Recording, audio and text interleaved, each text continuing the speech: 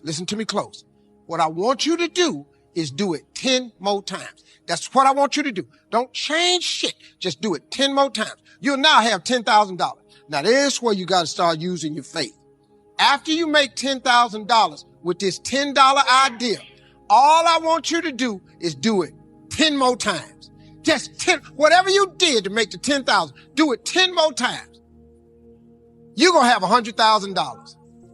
Here's the trick of tricks.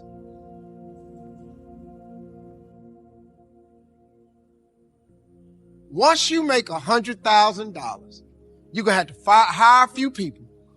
And all I want you to do after you make the $100,000, same thing you did to make the $100,000, I just want you to do it 10 more times. Congratulations. You are a millionaire. That's how it's done. These jokes I'm telling right now, these $25 jokes. My first gig paid me $25. These the same jokes. This just English. I ain't learned how to do this in Spanish or none of this. I just kept telling these jokes in English. 10 more times, 10 more times, 10 more, till they started paying me $25,000 a night. Then they started paying me $100,000 a night, $150,000, $250,000 a night. I made $500,000 telling jokes in one night. They're the same jokes. I just kept telling them over and over and over and over and over. $25 jokes repeated on a 10-time multiple. You could be a millionaire babysitting. You could be a millionaire doing eyebrows. You could be a millionaire cutting grass. You could be a millionaire as a barber, painting houses. You already have the gift. God has already given you the gift. He gave it to you at birth. You was born with it. God ain't never created a soul he didn't give a birth to. That he didn't give a gift to at birth. You sitting up in here, if you're poor today, it's because you tripping. You just tripping. You done talked yourself out your God-given gift. You done got some funk job somewhere and tried to act like you was happy with it. Now they done furloughed you. Now you disappointed. You ought to be jumping for joy. Walk your up the hall, go take your gift God gave you and turn yourself into a millionaire.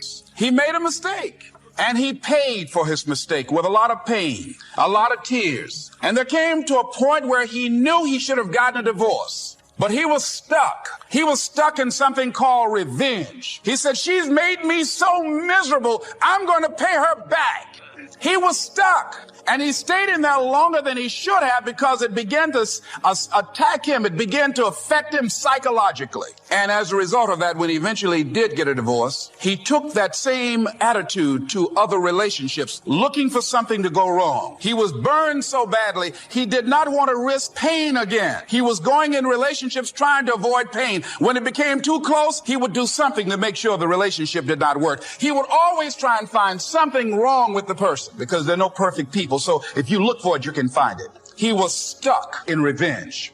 Another friend of mine, working on a job, loved the company very much, expected to retire there. And one day they called him in the office, asked him for his badge and identification, called the security man up, walked into his desk, told him he was fired and he had to leave then. He was devastated. And if you came anywhere near him, he will tell you his story, as we all have stories.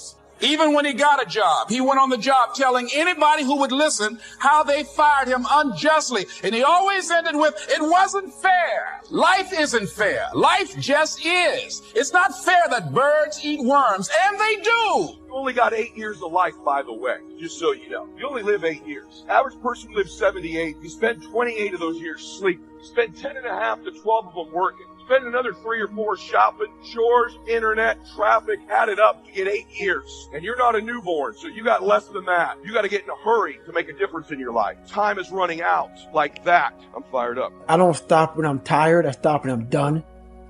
So when I was younger, I didn't have any goals. And it's not really so much about goals. It's just a fucking to-do list. Yeah. A to-do list. And as a human being, if you don't have a to-do list, you're going to sit back and just fade away.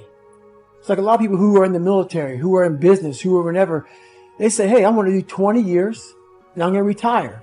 Okay. What's next? So I have a what's next list. So then I never sit idle. I never sit idle. There's never one time in my life where I'm sitting back with free time and like, just enjoying the sun. Yeah. So basically, I don't take any days off as far as working out. what I realized growing up is you have to build your armor. Yeah. Your armor. Your first thing in the morning time is you have to build your confidence. And every day you're constantly gaining and losing confidence. You're never staying the same. So how you build your confidence is if you like what you see in that mirror, that's how you start your day off. If you wake up and you look fat, you look out of shape, you're not, you don't feel good, which is, or you don't feel good inside. So my whole big thing is get up and work out, shed some calories, get the adrenals going, get the mind going, get all that going. Every day I run, every day I work out, and every day I stretch. So I spend anywhere from 3 to 5 hours a day working out. I'm constantly thinking about my life. Yeah. Raw things about my life because I want to share these things with people. So my daily routine is I don't get up and start just posting stuff 3 and 4 times a day. Yeah. I post when something is meaningful because I want people to get something out of it. I don't want to just be on social media and say, hey, I'm posting. Let me get more followers. Tag someone. Hashtag this bullshit. Hashtag that bullshit. No, this is a message about you. So every day I'm running. Every day I'm working. I'm thinking about, do I have anything that I can share with people today that's powerful? And I'm constantly writing books. So I have 1 book out right now. I have my 2nd book coming out, but I'm not going to have it coming out anytime soon because I want it to be perfect. Yeah. So my whole thing about life is putting all your energy in one thing. So my routines are always about synergy, focus, hyper-focused. It's always about mind because I know once your mind gets away from you, you've lost. When I go out to run, I get all my ideas. All my ideas come from when the blood pressure and the intensity is high. Yeah. Because that puts me back in the dungeon. Yeah. I remember when I was 300 pounds, my most inspirational time is when I was 300 pounds and I was trying to lose weight and I was having all these self-talks, trying to find strength all over my brain. How the fuck am I going to do this? How the fuck? Yeah. So you start to have these different mantras. Like almost every 3 or 4 seconds, a different mantra comes up. And just there's a lot of power in that from being that underdog mentality. Yeah. And whenever I go out to work out, it's not like I'm David Goggins now, 44, I've achieved a lot. Every time I go out to work out, I'm that 300-pound guy. Got it. Spraying for fucking cockroaches. Nothing. Because if you think that way, you can only achieve the best. Yeah. If you've arrived and you go out there, I don't need to be out here doing this. So when I tell people, hey, stop listening to music for a little bit, put your fucking phone down, put the computer down, really focus. The most powerful weapon is your brain. It relates to they're like, oh man, yeah. We weren't raised on this shit. Mm-hmm. They can kind of go back in the dungeon, but these millennials grew up with all this technology. Yeah. And all this noise. It's so fucking noisy out here that they can't hear themselves think. So when you begin to look at your life and you know that you're not doing what you can do because you have allowed yourself to be held captive by your fears.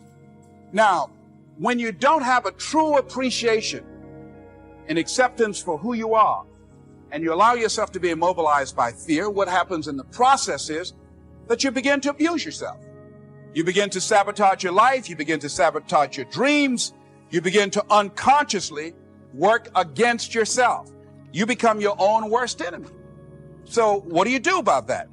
Well, you begin to realize that your dream and your gifts have so much meaning and so much value for you till your hunger for them will give you a special drive. As you work on yourself, as you begin to acknowledge your true identity, the true power that you have, the true capacity you have to bring about change, the miracle working power that you have within yourself to do the things that you want to do. You only live once, so do what you feel passionate about. Take chances. Don't be afraid to fail. There's an old IQ test, was 9 dots, and you had to draw 5 lines with a pencil within these 9 dots without lifting the pencil. The only way to do it was to go outside the box. So don't be afraid to go outside the box.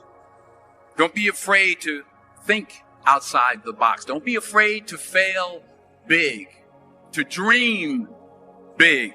But remember, dreams without goals are just dreams, and they ultimately fuel disappointment. So have dreams, but have goals, life goals, yearly goals.